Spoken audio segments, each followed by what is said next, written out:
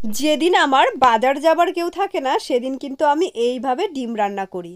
তো ডিম কিন্তু একদম কষা কষা হবে আর খেতে কিন্তু দারুণ হবে, আর খুব হালকা মশলায় ডিমের এই রেসিপিটি আমি করব।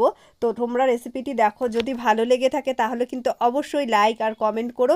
আর যারা নতুন দেখছো তারা কিন্তু সাবস্ক্রাইব করে দিও, আর যারা ফেসবুক থেকে দেখছো তারাও কিন্তু ফলো করে দিও। প্রথমে ডিমগুলোকে ভালো করে সেদ্ধ করে নিয়েছি, নিয়ে তারপরে আমি এর মধ্যে নুন দিয়ে দিলাম, একটু হলুদও দিয়ে দিলাম, দিয়ে এবার এটাকে ভালো করে মেখে নেব। তো এবার এইভাবে ভালো করে মাখা হয়ে গেলে একটা কড়াই গরম করে তার মধ্যে দিয়ে দিলাম সর্ষের তেল। এবার তেল ভালো করে গরম হলে তবে আমি ডিমগুলোকে ছাড়বো। ডিমগুলোকে এইভাবে ছেড়ে দিয়ে বেশ ভালো করে ভেজে নেব। একদম কড়াও না, আবার একদম হালকাও না, একটু মানে চামড়াটা যেন একটু ফোস্কা ফোস্কা মতো হয়, তো ওই রকমভাবে ভেজে অন্য একটি পাত্রের মধ্যে তুলে নেব। তোমরা কিন্তু অবশ্যই কমেন্ট করে জানিও কে কে ডিম খেতে ভালোবাসো আর কে কে ডিম খেতে ভালোবাসো না। তো তোমাদের একটা আমার ছোটোবেলার কথা বলি। ছোটোবেলায় আমি ভীষণ ডিম খেতে ভালোবাসতাম।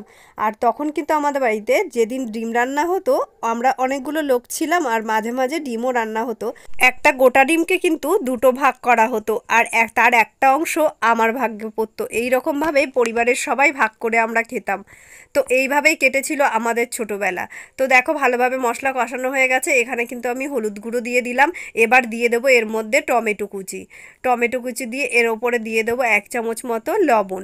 তো লবণ তোমরা তোমাদের পরিমাণ মতো দেবে, আমার এই 1 চামচই যথেষ্ট। তো এইবার এটাকে কিন্তু ভালো করে নেড়েচেড়ে ঢেকে দিয়েছিলাম। আবার ভালো করে কষিয়ে নিয়ে এখানে লঙ্কার গুঁড়ো অ্যাড করে দিলাম। এবার একে একে দিয়ে দেবো জিরে গুঁড়ো। তো জিরে গুঁড়ো দিয়ে ভালো করে আবার কিন্তু অনেকক্ষণ ধরে কষাতে হবে। আর এই মশলাটি রেডি করার জন্য কিন্তু গ্যাসটা একটু কমিয়ে আবার একটু মাঝারিতে দিয়ে এইভাবে কিন্তু খুব ভালো করে কষিয়ে নিতে হবে। তো এইভাবে কষাতে কষাতে আবার ঢেকে দিলাম। তো ঢেকে ঢেকে এইভাবে কষালে কিন্তু খুব তাড়াতাড়ি মজেও যাবে মশলাটা, আর কষানোও ভালো হবে, আর রান্নার স্বাদটাও কিন্তু বাড়বে। নাহলে কিন্তু একটা মশলার পেঁয়াজ আর টমেটোর একটা কাঁচা কাঁচা ভাব থেকে যায়, আর ভালো লাগে না খাবার সময়।